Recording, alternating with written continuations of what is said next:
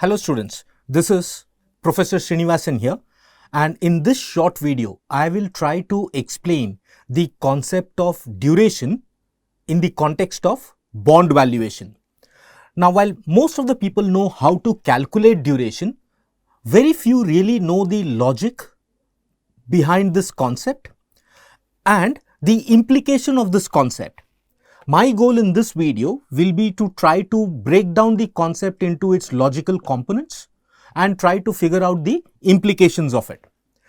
Now, on a side note, students, a portfolio manager who is managing a portfolio of bonds, he is constantly monitoring and regulating the duration of his portfolio. And the duration of a portfolio can only be managed if you are able to manage the duration of the bonds which are there in the portfolio. Now, the question that is there in your mind is, what is duration? If I were to define it in a very simple language, I would say duration is the time frame within which you will achieve the targeted cash flow of the bond, right? I'll just repeat it once again. It represents the time frame within which the targeted cash flow of the bonds will be achieved. Now, you might ask, what is targeted cash flow from a bond? Targeted cash flow is nothing but the sum total of the cash flows which the bond is expected to generate. For example, if we take a 5-year 10% coupon bond, 5-year 10% coupon bond. So, this bond has got a life of 5 years, and since this is a 10% coupon and we presume that face value will be 100, then every year you will get a coupon of 10 rupees.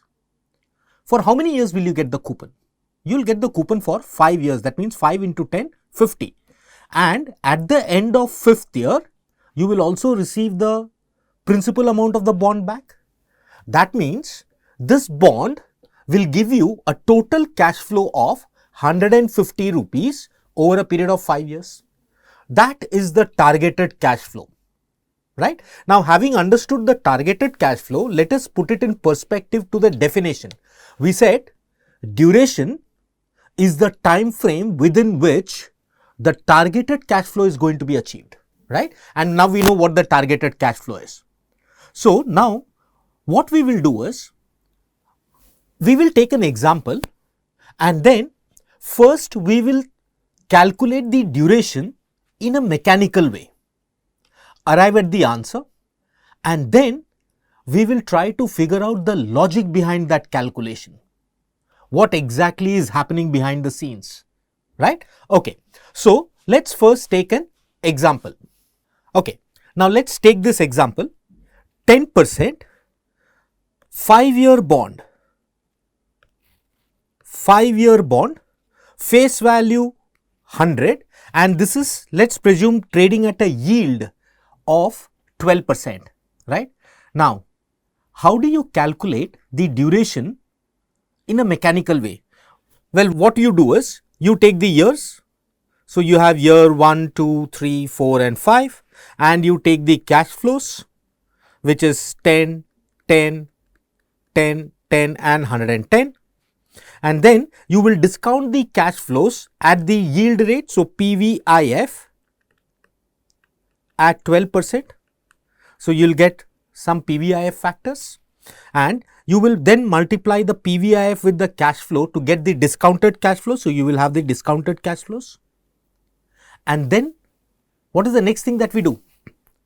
Once you have the discounted cash flow, remember the sum total of the discounted cash flow is the price of the bond.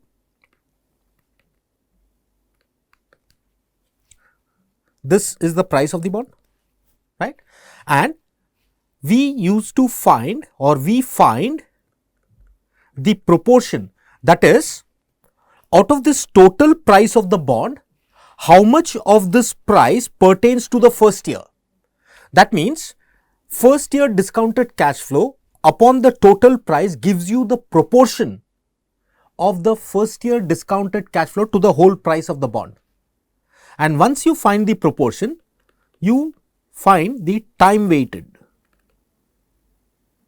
Time weighted is nothing proportion multiplied by the period, right? Now, let's see how this is solved for this bond example which we have taken. 10% 5-year bond, face value 100, yield 12%.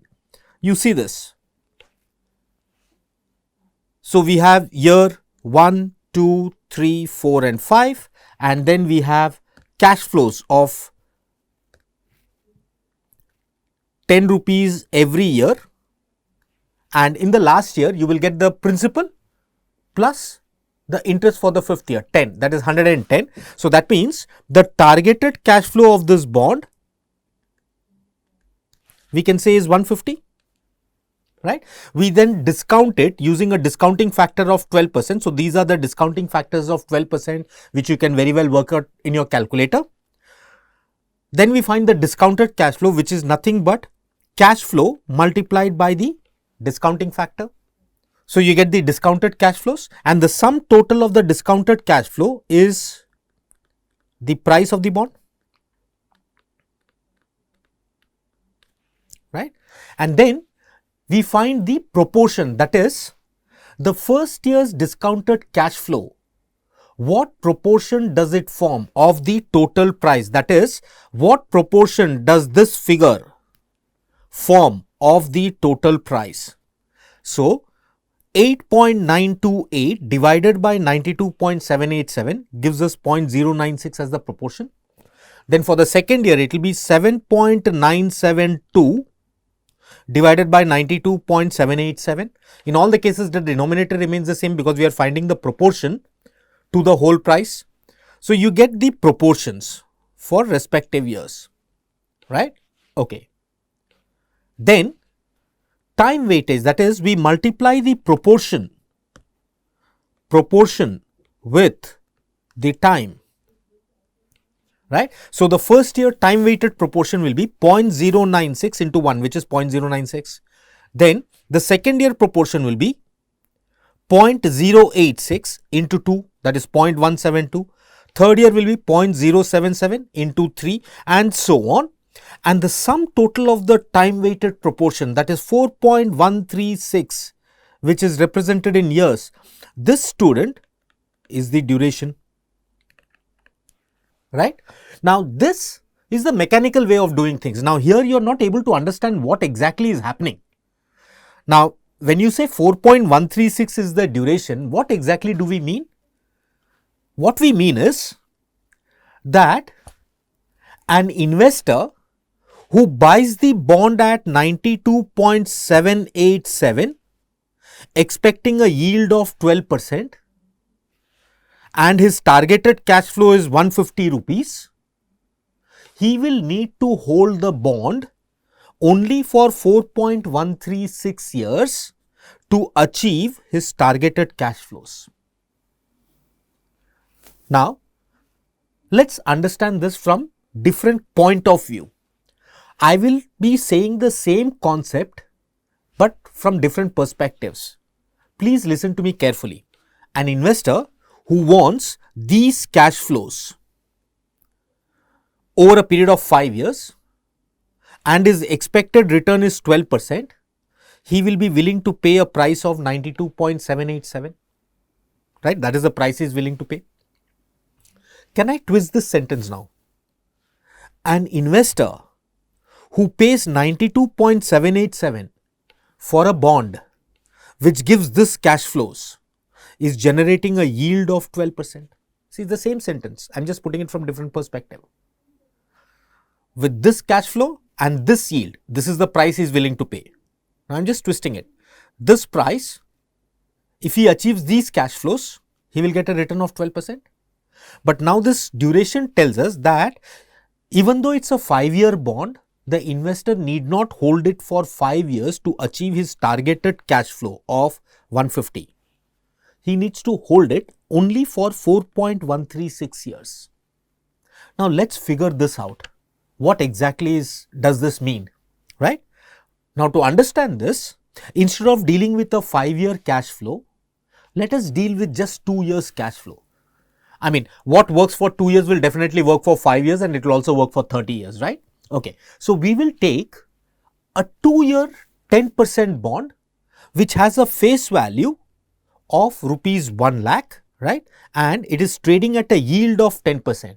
Now students, if you have done the chapter of bonds, you would know that when the coupon is equals to the yield, the price of the bond will be equal to par value. That means this bond market price will be 1 lakh only, right? Now let's do something. Let's first calculate the duration of this bond in the same mechanical way, right?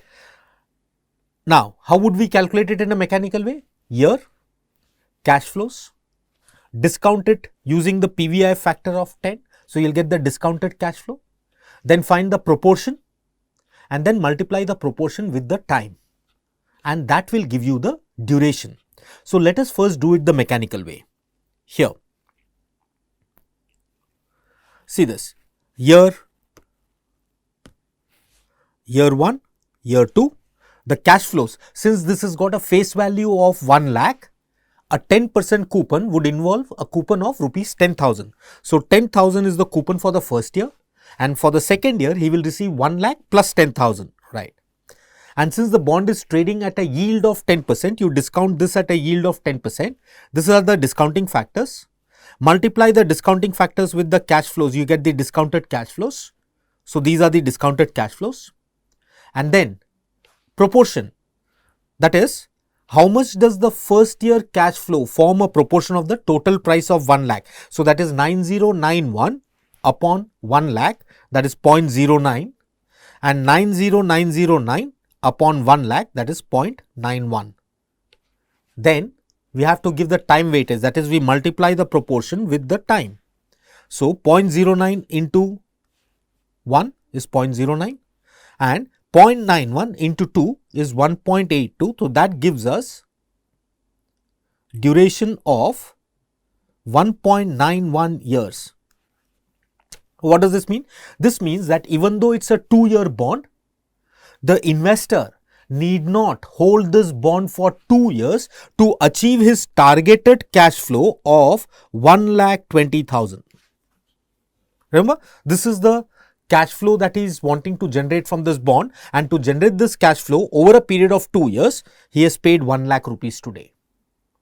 That means if the investor has paid 1 lakh today and he gets 1,20,000 over a period of 2 years, he will be a happy investor because he has generated his yield of 10%. Now, what if I tell you that he pays 1 lakh today, but he is able to achieve his targeted cash flow, that is 1,20,000, not over 2 years, but much before 2 years, then he will be a even more happier investor, right? Which means he has achieved his required rate of return of 10%, not over 2 years, but before 2 years. Well, how much? 1.91 years. So that's definitely less than 2 years. But now let's understand the logic and the mechanics of this. See, when the investor buys the bond, he is buying it at 1 lakh and he is expecting to generate a return of 10%.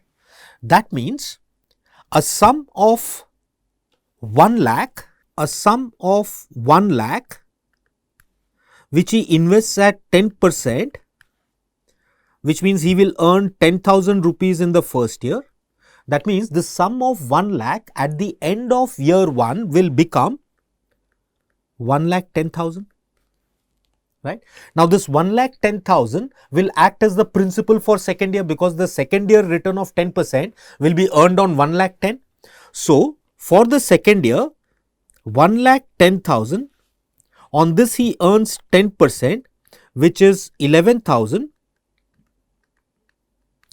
which means the amount becomes 1,21,000 at the end of second year. But students, does the investor want 1,21,000? No, because his targeted cash flow is only 1,20,000. The moment he achieves 1,20,000 cash flow, remember, he would have achieved his yield target of 10%, right? So he does not need 1,21,000. He only needs 1,20,000. Now, since he needs only 1,20,000, if you look at the second year, he is earning 11,000. So 1,10,000 plus 11,000 is making it 1,21,000. But he doesn't need 1,21,000. So that means in year 2, he does not require this 11,000 return. He only requires 10,000 return. So if he earns 10,000, then his principal amount is 1,10,000. So he will have its total targeted cash flow of 1,20,000. Now what we need to figure out is, if he is earning 11,000 over a period of 12 months, but he doesn't need 11,000, he only needs 10,000. Within how many months will he be able to earn 10,000? See this, 11,000 he earns in 12 months, right? But we don't need 11,000, we need only 10,000. So 10,000 he will earn in how many months? That will be 10,000 into 12. So it's a cross multiplication upon 11,000. So that works out to 10.91 months, right? Okay, but if I want to express 10.91 months in years, so what do I need to do? 10.91 months divided by 12 will give me the fraction of a year. So that would be 10.91 divided by 12 gives me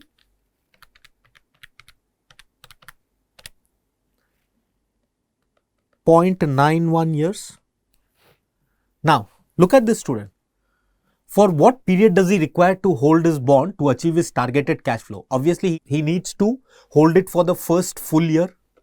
But for the second year, he doesn't need to hold it for the full year. He needs to hold it only for 0.91 years. That means if he holds the bond for 1 year, which is the first year, 0.91 years, he would have achieved his targeted cash flow.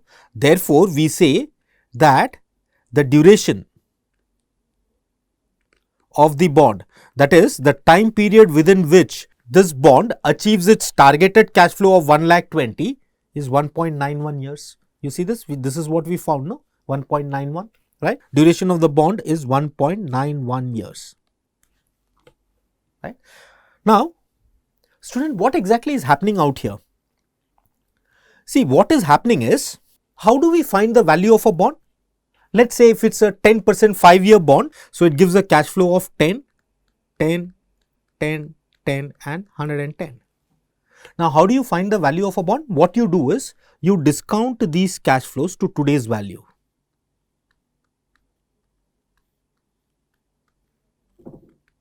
Right? This is my discounted value, and the sum total of the discounted value gives us the price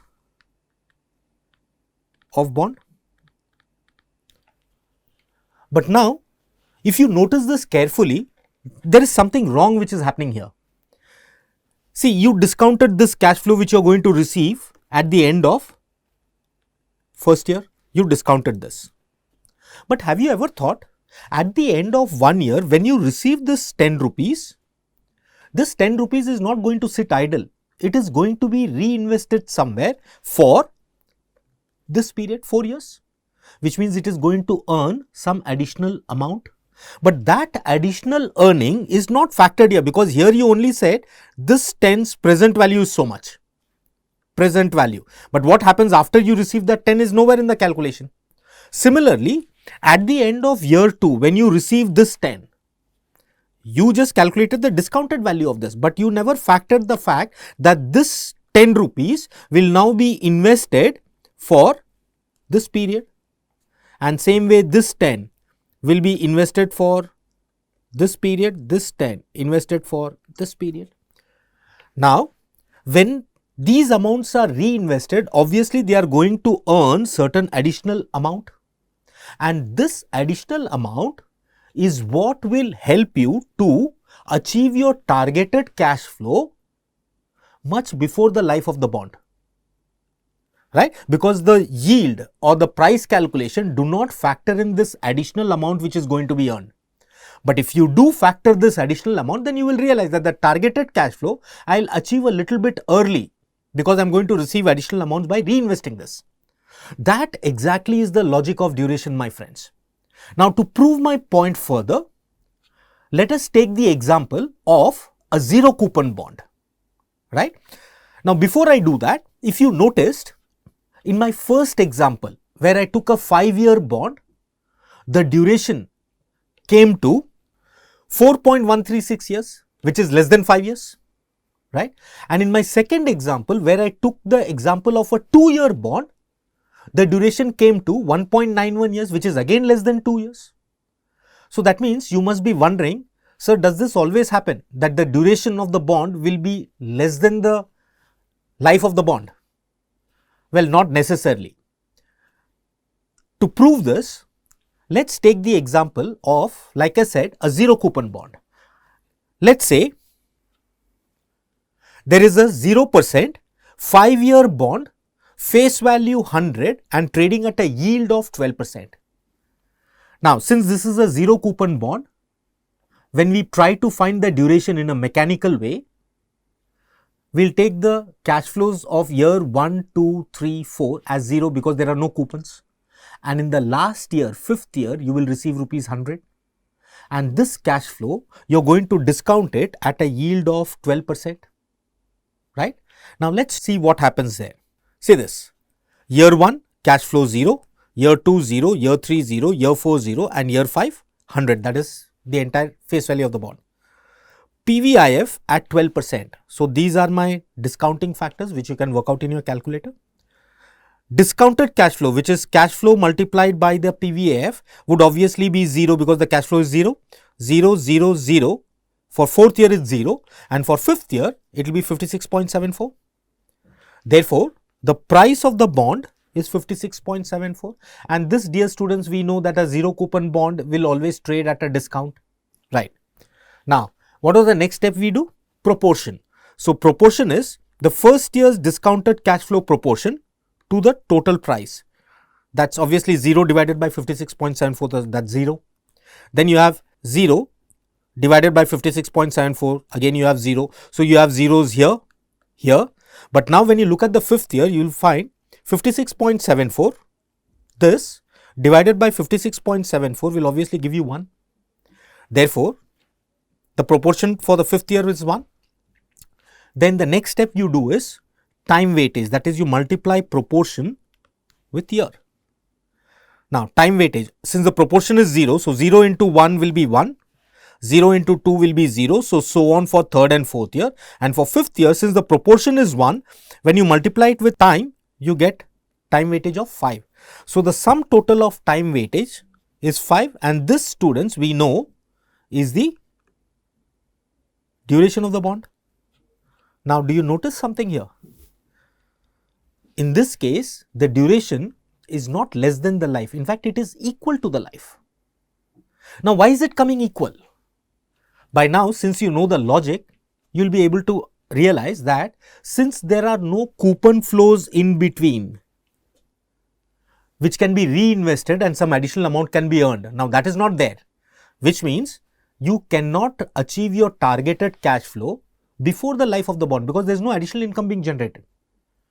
Which means, can we now conclude that if it's a coupon paying bond, the duration of the bond will always be less than the life of the bond. Meaning, if it's a 10-year coupon paying bond, the duration will be less than 10. If it's a 7-year coupon paying bond, the duration will be less than 7. But if it's a zero coupon bond, its duration will be equal to the life of the bond. Now, students, are you wondering, sir, can duration be greater than the life of the bond? Students, that can never happen. That is a mathematical impossibility. Why? Because when the investor originally purchased the bond, he was looking at a particular cash flow which the bond would give over a period of 2 years. So, he knew that over a period of 2 years, this cash flow is going to be achieved. Now, there is no way that those cash flows would accrue to him after the bond has expired. No, I mean, how can cash flow accrue after the bond has expired? So, there is going to be no cash flows after the bond expires, which means you will never have a situation where the duration can be greater than the life. You can only have two situations.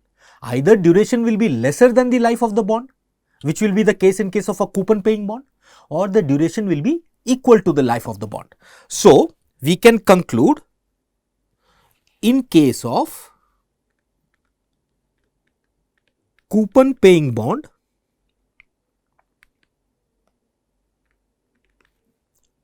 duration is less than life of bond, and in case of zero coupon bonds, duration is equals to life of bond, right? So, student, I hope that this video helped you understand the logic and the concept behind calculation of duration when it comes to bonds. So, students, thank you for watching this video, and I hope you found this video useful for understanding the concept of duration. So, thank you once again and wishing you all the very best.